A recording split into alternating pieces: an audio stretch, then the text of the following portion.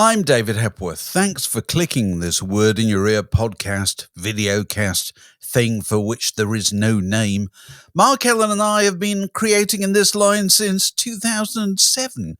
And if any of it has met with your approval, then please click to subscribe because it helps. Leave a comment because we like to hear from you, and maybe even consider becoming a Patreon supporter because then, well, you'll be one of us. Visit patreon.com/wordinyourear for details.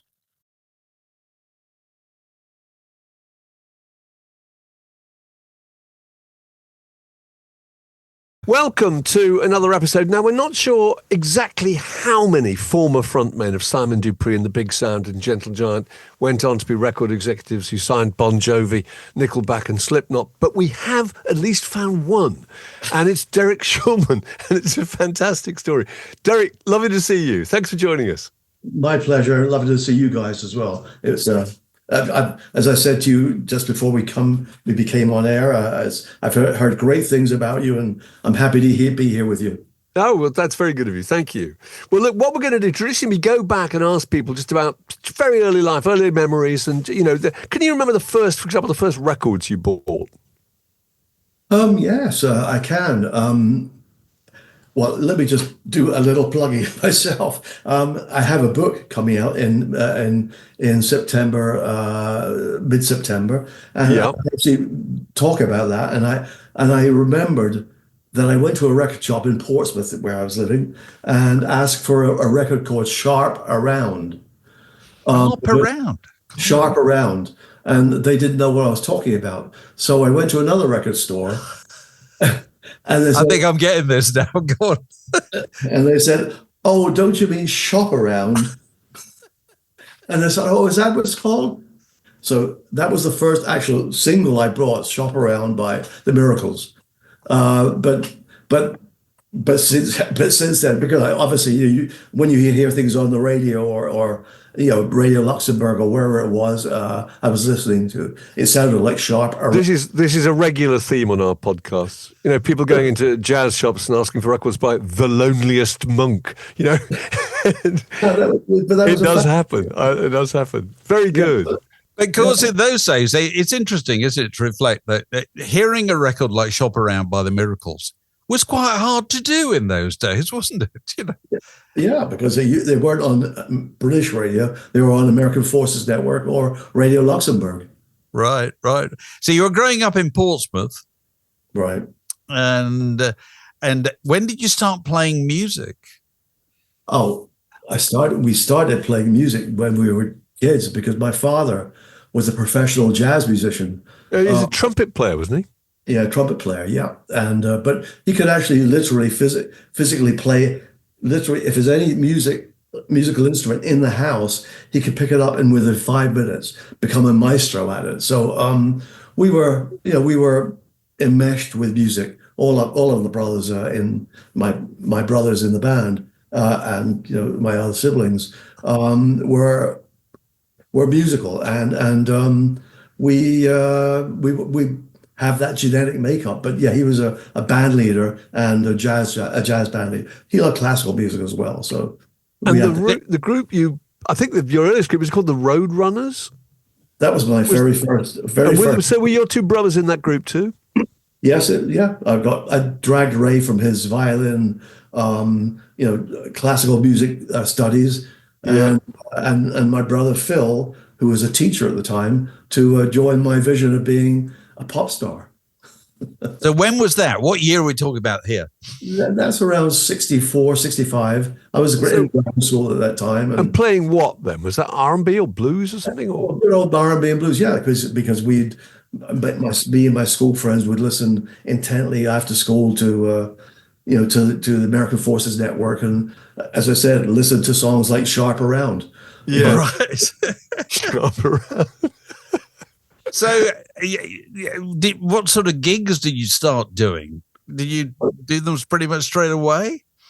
Well, when we got the band together, we went through a couple of drummers. My school friend who couldn't afford a drum kit had pots and pans, but we got a couple of drummers, and we're just in the local area, youth clubs and small venues in near and about the area. But we started to realize that we were not bad, actually. We were actually getting pretty good. I mean, not just a three-chord garage band. We started to think, okay, we could get beyond where we are. So we changed the drummers again, and it's always the way. That's always the problem. Shoot the drummer is always the solution. Yeah, it worked for the Beatles. Spinal Tap incarnate. I mean, it is, exactly. Yeah, so we found a better bass player, a better drummer, and we changed our name to we had a new manager, and he said, let's call your band Simon Dupree and the Big Sound. And I had to take on the mantle of Simon Dupree. But precisely because you were the singer, so I found some old press of you, and you are referred to as Simon, I think, in some of these things. Oh yeah, and in fact, it came to a point where my brothers were asked, "What's it like to have a star as your as your brother?" And they were like, "What the?" I won't say that would have hurt. No, that's fair enough. Yeah, you can say what you like. Were you tempted to invent a slightly kind of fictitious persona for Simon Dupree, since you had Absolutely, to a degree, I did, because after this first manager took over, we started to become very popular, not just in the South Coast, but all over England, and then in some parts of Europe. And my brother-in-law, who was a BBC producer, my sister sort of egged him on to say, you should try and get my brothers, maybe an attempt to get a record deal. So his name is John King, and he was able to sneak it into Abbey Road, and we were presented to the staff at Abbey Road, and the whole band had to play a full set in front of the Abbey Road staff. We're talking about George Martin, David Paramore, Norrie. Really? Amazing. This was the old days of auditions. It's a proper audition. Because you had to do this with the BBC as well, didn't you, before you could broadcast? Yeah, absolutely. Yeah, and they sat there. There was literally the staff of EMI, including the engineers who were in lab coats at that time. Yeah. Because there were maybe 15 or 20 of them doing this. We played the full set, and afterwards we thought, well, what do you think? I mean, we played really well, and a couple of days later, we thought, okay, maybe we didn't play well. Our brother-in-law, John King, said, you've got a record deal.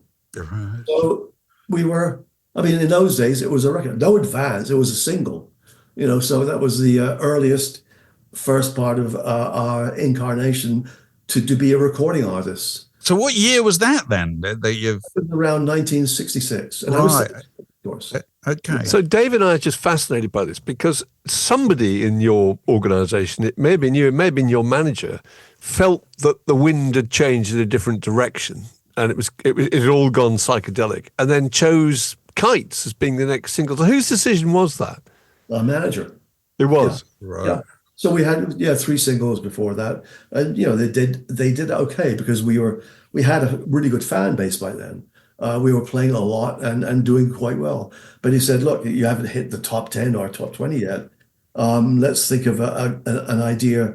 So he presented this song called Kites, which we kind of said, Which was a kind of folk country song, wasn't it? Well, yeah, kind of. It was different to what we did, certainly. But nevertheless, we recorded it, and we decided, my brothers and I decided to have this Chinese talking in between because Traffic did the same thing. Yeah. Of course. Yeah, he did. And then we went on a tour to Sweden right after we recorded it, and we were coming back from our fairly successful tour of Sweden, and I got a call on the ship. Is there Derek Shulman on board? First of all, I panicked. I thought, is there something wrong at home, Mom? And it was our publicist. And I said, yeah, what's wrong? And they said, nothing wrong. It's all great. You're in the top 20. Get back as fast as possible and buy a floral shirt on the way. Exactly that. No, so it was an incredible. I can actually remember it today. It was an incredible experience of feeling that after 3 singles and trying for 2 or 3 years, actually not 2 or 3 years, since I was 12, to have a top 20 single, and went all the way up to I think number 7 or 8, and we were on Top of the Pops the next week. So who were you on Top of the Pops with? Can you remember who else was on? Yeah, I think it was the Kinks, Status Quo. Right, it's that era. You see, we're also making a slight psychedelic shift. This is what fascinates me. It seems to me, as I look back, 1967 was the period of the most radical change in absolutely everybody in a really short period of time. Everybody had to get an interesting mustache. Everybody had to change their shirts, and everybody had to sing no longer about my baby, but about kites or hole in my shoe. Bicycles. Yes. Is that your memory as well? Yeah, well, to a degree it was, but we in some respects didn't particularly like it. However, we liked the situation that we were able to be on Top of the Pops and have a big pop hit. Ultimately, to tell you the truth, afterwards, it became a millstone around our necks. But that's a whole different animal. I was just looking at the records that came out just a few weeks before yours did. Yours came out, I think, in October in '67. There was Let's Go to San Francisco. There was Flowers in the Rain, Hole in My Shoe, Ichiku Park. It was amazing. And it kind of post Sgt. Pepper and post, I suppose, Pink Floyd to some extent. Everything had gone in that direction. It was the biggest brainstorm in the history of pop. It's amazing. That 6-month period was absolutely extraordinary. Yeah. Absolutely, everybody did it. So what's the progress from that to Gentle Giant? How does that work?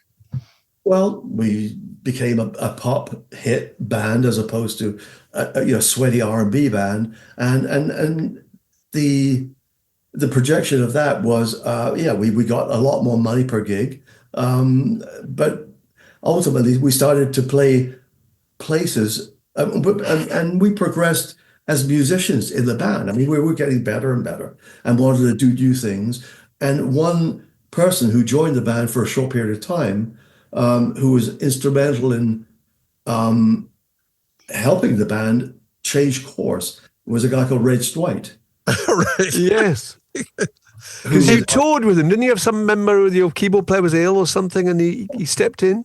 Yeah, he stepped in, and we became great friends. I mean, and Ray, especially my brother Ray, and he said, "Have you listened to bands like Spirit in the West Coast?" And oh, really? Yeah, and other bands that were experimenting. I said, "No, we're not really familiar with them." He said, "Man, you should," and we did, and that was towards the end of the band, and so I mean, really, he was.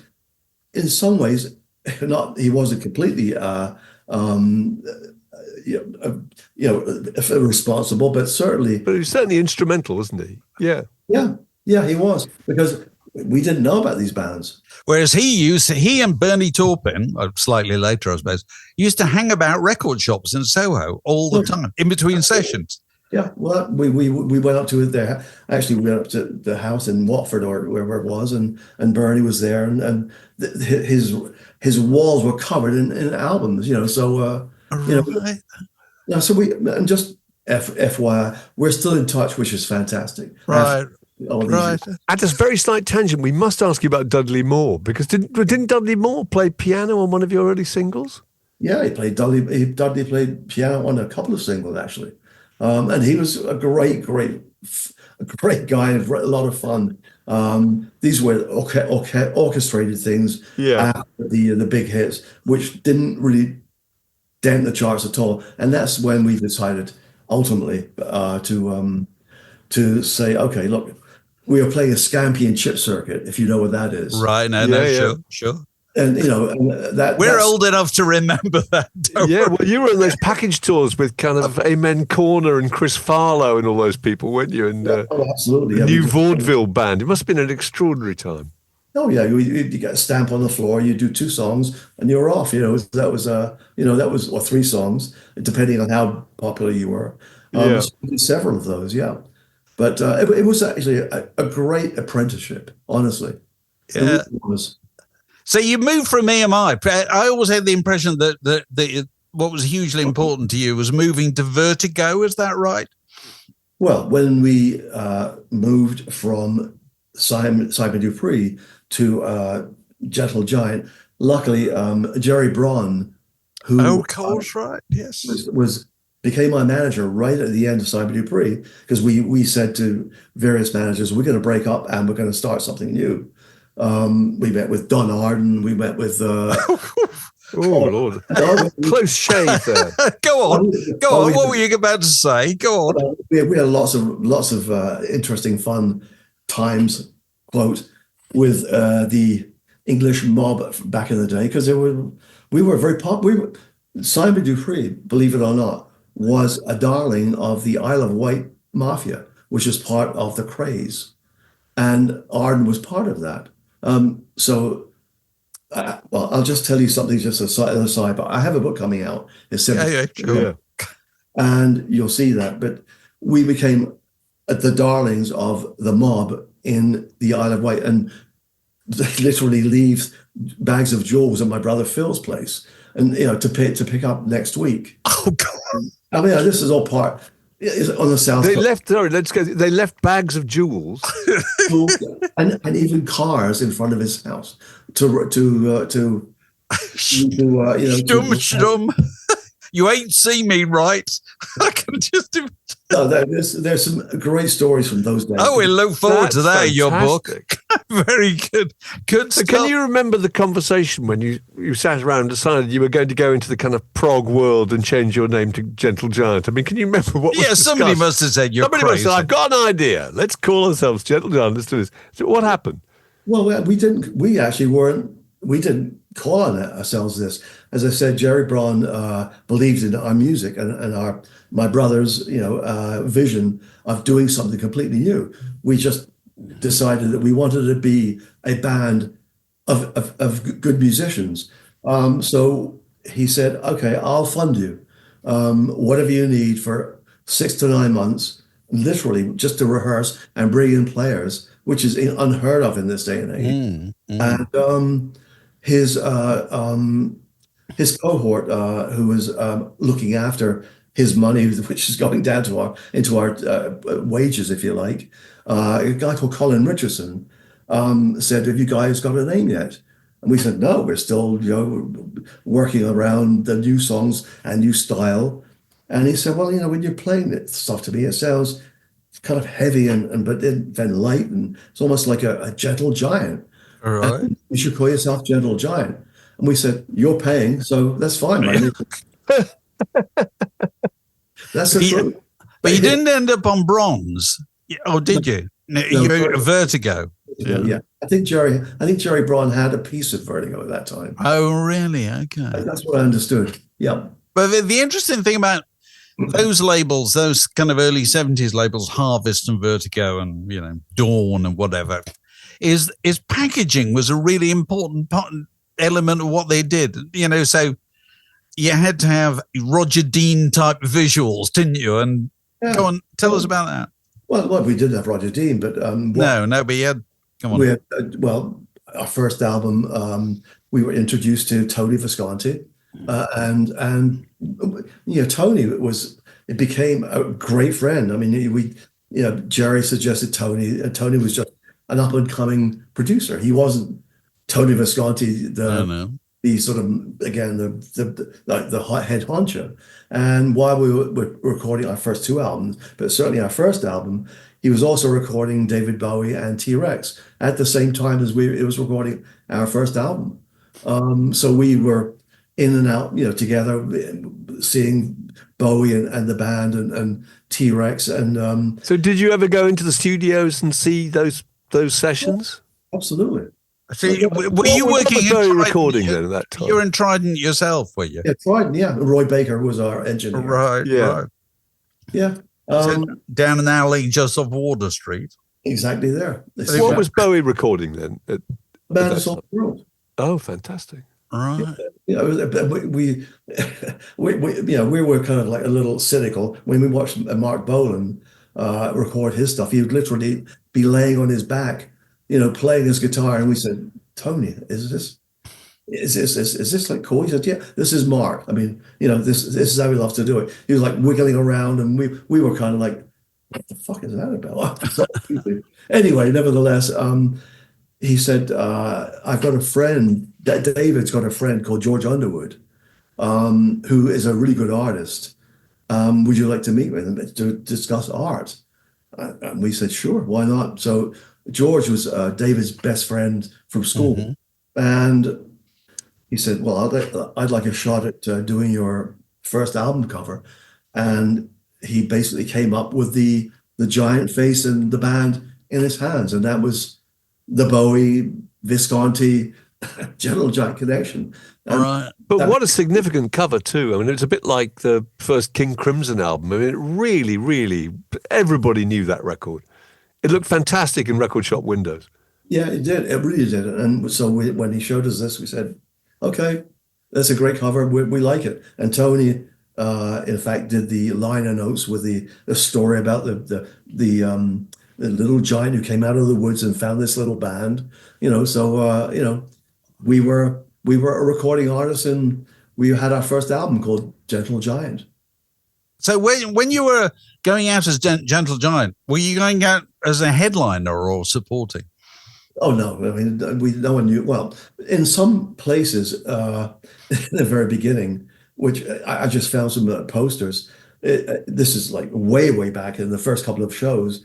It said Gentle Giant, including singer Simon Dupree. Well, that happens, doesn't it? I found some old promotional posters with you on them, and I think the groups that are on the same circuit were people like Van der Graaf, Generator, Steamhammer, Juicy Lucy, Black Sabbath, Edgar Broughton. Would that be about right? You're probably supporting or being supported by some of them? Oh yeah, we were pretty much supporting everyone and anyone back in those days. And then Gerry Bron had a cast of characters who he managed, including Uriah. And then we recorded our second album, Acquiring the Taste, with Tony, and we brought it to we thought it was done in a much more experimental way, and we brought it to Gerry Bron, and he hated it. He thought it was awful, and he said, "I can't do anything with this." And so basically, he said, "You should find yourself another manager." So why did he hate it so much? He just didn't think it was commercial. Yeah, effectively, yes. And it actually became one of our fans' favorite albums. It was released in Europe. It wasn't released in US. Yeah, he really thought that it would not, we would, and that album would go nowhere. And he said, "I really can't do much with this," even though we were starting to play as a group and starting to play really well. So we said, "Okay, then we'll just try and find another manager or managers that will be interested in what we want to do." And in came the Isle of Wight mob, which I just told you about, Right. Who introduced us to Patrick Meehan, and who was in partnership with Don Arden at Worldwide Artists, and their repertoire, or they were involved with managing Black Sabbath, Edgar Broughton, the Groundhogs. And this guy, Wilf Pine, who was the Isle of Wight mob guy, he was a great friend, even though he was part of the team as well. Said you should meet those guys, and they would love to manage you guys. So we met with them, and they became our managers. And was Don Arden one of those managers? Well, Don was a business partner of Pat Meehan. He was managing at that time, I think, ELO and The Move and what else? I think small. But had you heard any of the stories? But maybe the stories hadn't happened by then. But had you heard about his reputation for dangling people out of windows and all that? Oh yeah, of course. I mean, we all knew, Don Arden, but we, as as I said to you a little earlier, we were sheltered by. It's funny. It's just a strange story because we were like loved by the Isle of Wight mob, which is part of the craze Yeah. arm in the South Coast. So yeah, we knew about it, but I think we felt protected. Yeah, yeah, you're on the Yeah, right side. absolutely. Yeah. You ended up, one of your sports slots was Black Sabbath, wasn't it? But that wasn't a particularly happy experience. No, our first American tour was Sabbath, of course, and it was well, actually, it was great to tour the USA. That was that very first tour, and we we toured Sabbath and we toured America, but then we would spend one day playing in, I don't know, Chicago, and 2 or 3 days off because they took they were they had discovered their chemical romance with whatever was available to them, on that tour. And Ozzy and Tony and those guys, I mean, literally did one show and had canceled the next 3 or 4 days. So it was a weird tour to be on. So we were 4 or 5 weeks with them playing, like it should have been 5 or 6 gigs a week, and it was about three. So and we ended up in LA at the Hollywood Bowl, where which is the last gig with Sabbath, and generally when we played, we'd get off and booze and everything else. No one knew us, but we generally pull through because having had the background of being in Simon Dupree, we knew how to work a crowd. Yes. Exactly that. True. That's exactly what we did, and get to the end and have cheers and claps and everything else. So the Hollywood Bowl show was one where we started off with, here's Gentle Giant, and the first band went on, a band called Captain Beyond, and they got hammered. I mean, they hardly were able to finish their set. We went on to a hail of booze, but we were able to sort of like get through, with a little smattering of claps, but generally they were saying get off, get off. And then we started a very quiet piece of music. It was a song called Funny Ways, where Kerry, our keyboard player, would play cello, and my brother Ray would play a violin, and I'd be playing bass. And a cherry bomb landed on the stage, and it wasn't just a banger, if you like. It was like an explosion. I mean, it literally was an explosion. And we did something that no band should ever do: is stop playing. And I went to the microphone and toss it back into the crowd. We should have. Now you're saying that. I mean, that's exactly what we should have. I just can't get over the fact that somebody must have come to this gig with a cherry bomb. I mean, I don't know. Did they do that? Thinking I'm planning to let this loose with the support acts on? I mean, it's extraordinary. Oh yeah. Well, I guess that's what happened. Exactly that. I don't know. You're exactly right. I don't know if they came for it, but so I said, this is not cool. This is really not not a good way to act. But my elder brother Phil, who was in the band at that time, came up with the best line I think that we've ever had. He just said, I don't know whether I can say this, with you guys, but he just went on the microphone and said, "You're all a bunch of cunts." Did that improve relations? Yeah, speaking the language there. Yeah. And the boo that went up was spectacular. But you see, you did provoke it by going on stage in front of a Sabbath audience with a cello, which is an open provocation. That is exactly true. Hearing that, we just got through the rest of the set and got the hell out of LA and said, "Boy, I don't think we're going to ever play LA again." So where were the heartlands of Gentle Giant's career? Where did you do well? You did well in like Germany and Holland, and is that go on? No. So we ultimately came back the next year after, and did really well in LA. We became very, very popular. But that was just one unforgettable gig, with Sabbath. But just on a side note, with Sabbath, in fact, they cut their set short at the same gig because Tony Iommi. Again, as I said, had discovered the wonders of Peruvian marching powder. Right. He literally went face down halfway through the set after Iron Man. And the crowd went crazy. They thought he was amazing. The feedback from the ants were going nonstop, and they were cheering and cheering. But he was still face down 10 minutes later. No, this is true. I mean, it's all stuff that it's great to remember this stuff. And he literally had to be dragged up and dragged off the stage. That was the end of their show. God. Because he was unconscious, effectively. Anyway. So from there, when you went on to be a record executive, I mean, presumably you had some advantage that you could advise the people you were working with and people you were signing about some of the experiences you'd had as a musician. Well, yeah, that was something that I was able to bring to that table. I mean, there was nothing that a band could tell me that I didn't know what it was like, because I slept in a van, I slept in floors, I slept in, I've played the crappiest gigs, I played in, the best gigs, and there's no situation that an artist could tell me, oh, you don't know what it's like, because Can you remember any significant I'm going to say, if you were advising somebody who was going into, well, it's not the record business any longer, it's music industry or whatever, but you're dealing with acts. What's the three things you would tell them that they've got to bear in mind, or the mistakes to avoid?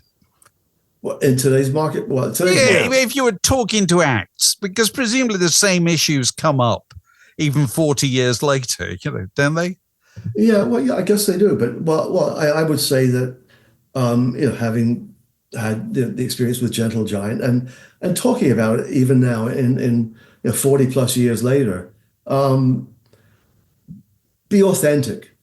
Just be authentic. Number one, don't follow anyone. Be a leader. And if you don't have the drive to succeed all the way, then don't bother. There are three things, but just if you're listening to a band and you say, I would like to be like that, but those three things, if you're not authentic, if you're not driven, and also you have to be really, really good live. I mean, that's the other thing that the 70s, when we were playing with all these other bands, we were all pretty damn good live. So get your audience to love you, even if your records don't sell. Yeah. So I can see now why you might have signed somebody like Slipknot, because I remember Slipknot first arriving and thinking that is a challenging proposition. But you obviously saw them as there's these guys, these really rather threatening, ferocious-looking people in masks. You obviously thought that is just very original. Absolutely, exactly that. Completely original, completely authentic, and they were the real thing. They weren't playing around. They were the real deal. And then green light lit that one to become the priority at the company, of course. Is it difficult to sell these things within the company? Very often, go on. Not if you're running it. Oh, right. Okay. Well, does the company? Is there a company? To convince all the marketing people? Is there a company consensus? Yes, you've got to sell them. Well, no, even when I joined Polygram, I mean, this is a whole different conversation here, which is kind of interesting. But certainly when I joined Polygram, which is after Gentle Giant, I remember the first day when I joined, and I had my office, and I went to each office in the rock department, and I realized literally, after having been a musician for 16, 17 years, this is completely different to what I thought the music business was. It wasn't the music business. It was a business of music. And every office had their own agenda. Every office, no matter what office it was, whether it was the T-boy or the executive vice president, they were running the company. So they had their own priorities. So you realize that any manager and anyone who had to be championing their act would have to work every office to come on their side. And it's very sad. And I thought, boy, I wish I'd have known that in Gentle Giant. Yeah, yeah. You thought you could talk to one person at the record company and things would happen. It doesn't work like that, does it? Absolutely not. Right. So let's just talk a bit about this Gentle Giant reissue that's coming out. This is a concept from what, 1977? Tell us about that. Well, it was an album we put out we were pretty much in our heyday, actually, and we were doing very, very well all over, pretty much all over Europe and North America. We were playing, big venues. We were playing 10, 20,000 seaters. I mean, we were becoming a big attraction. So we figured that we should, mark that situation with a live album and a live album before the new album came out to give us a bit of breathing space before the next album came out. And in those days, there were quite a few live albums coming out. I think probably Peter Frampton's album Yes, of course. kind of was an inspiration, if you like, because a lot of bands who were during that period of time were putting their live albums out, and I guess we were one of them. So we took our mobile, or actually it was Jethro Tull's mobile, to 4 shows in Europe. There was Munich, I think Dusseldorf, Paris, and Brussels, and they were big shows. And we recorded all shows and came back and did put the best of the shows and put them on a double LP then, because we couldn't do a triple LP because there wasn't room on the vinyl in those days. So we put it out, and in fact, we called it Playing the Fool. And that was what we did, why we called it Playing the Fool was because there was a bootleg of the band, and we were happy. We were actually we were happy to see people were interested in making bootlegs of us. Because, we thought, wow, who would make a bootleg of Gentle Giant? So we stole that name, and so we decided, in last year to remix that album. And a guy called Dan Bordemark, who is our archivist and a big fan of the band, said, why don't you, instead of just doing a remix of the album, do the complete experience now? You could do that in this day and age. And the whole set with the songs you didn't put on the album, including My Brother Ray's violin solo, which had quadraphonic sound, and then he had some really good fun with that solo. And so we have the whole set. It's literally the live experience, including banter on stage, banter from me to the audience, and it's especially at 5.1, you'll hear that it's almost like going to the show. What was it like for you to kind of sit down and listen to that stuff? What is it? Yeah, you're hearing excerpts from 50 Octopus years again later. after, what is it, nearly 50 years? Yes. How does that feel? Honestly, it feels really good. I should not say that because I should be deferential. No. Absolutely not. Self-deprecating, but you know what? I listened to it because there was no overdubs. They were literally taken from, and I thought, damn, we were really good. Right. We were really tight. I mean, because it was quite complicated music, and the fact that we were able to pull it off at the same time as having a lot of fun and also entertaining the audience, which we love to do too. Right. So I listened to it and thought, man, this band is really good. Are you pleasantly surprised by the fact it almost seems to me that, I don't know if it's the internet or what, but the life of bands lasts far longer nowadays. So 40, 50 years later, you can kind of contact your original fans or the people who've joined them or whatever. You never could do that back in the day, could you? If you were deleted, you were deleted. Yeah, nobody's forgotten, and people are constantly being rediscovered, in fact.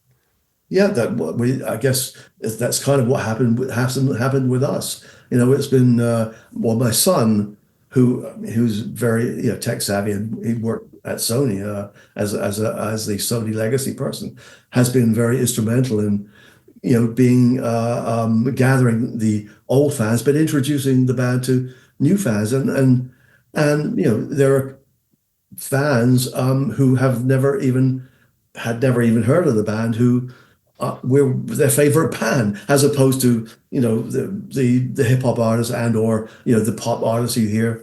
And you have a lot of kind of highly positioned evangelists like Stuart McConey, who are people who have a really good following, who are constantly going on about how good you were. It's interesting, all those people who were kind of prog fans that were in the 70s now in a position to tell people about it. I had no idea. It was so bizarre that we have people who are that I had no idea that were fans of our band that now are sort of. Oh, guess what? I was a fan too. Right. We can admit it now. That's right. Same things happen with Jethro Tull. The guilty pleasure, if you like. Yeah, absolutely. It is. Yeah. So is it going to be further Gentle Giant activity? Well, certainly not physically, because I'm an old fart. But it's not stopping Paul McCartney, is it? For goodness sake. That's a whole different thing, because I saw the Beatles on their first tour, so, and I was at school. But I don't think that when we closed the book on the band, it was the right time. We didn't what I didn't want, and I think my brother. And I think the band didn't want is to do something that would become a parody of yourself. And that's something that, would bother me, forever. So, when a chapter's closed, you can't rewrite it. It's done. I mean, it's something which is a superb 10-year career. And I'm really proud of it. And I'm proud that the legacy has lived on. Do you ever still play? We can see there's a guitar propped up behind you. Do you ever still go out and play? Not to go out. I do it in my study here. But I have Pro Tools here, but just for me. This is just for me and just to enjoy. Still trying to get my arthritic fingers around the frets. So tell us about the book. Has the book got a title? Giant Steps. Giant Steps, there you go. Very good. And this will cover, everything. Simon Dupree, Gentle Giant, your time in as an executive and so forth. Yeah. Absolutely everything. And when's that coming out? When can we look forward to that? That'll be coming out in September. In September. Well, maybe we'll talk to you again on that. It's right up our street. Because there's some great stories. I mean, fun stories, great stories, and a couple of seedy stories as well. But good. We love a seedy story. We like a seedy story. Derek, it's been lovely to talk to you. All the very best with the album. After the book. Thanks so much. Talk to you again.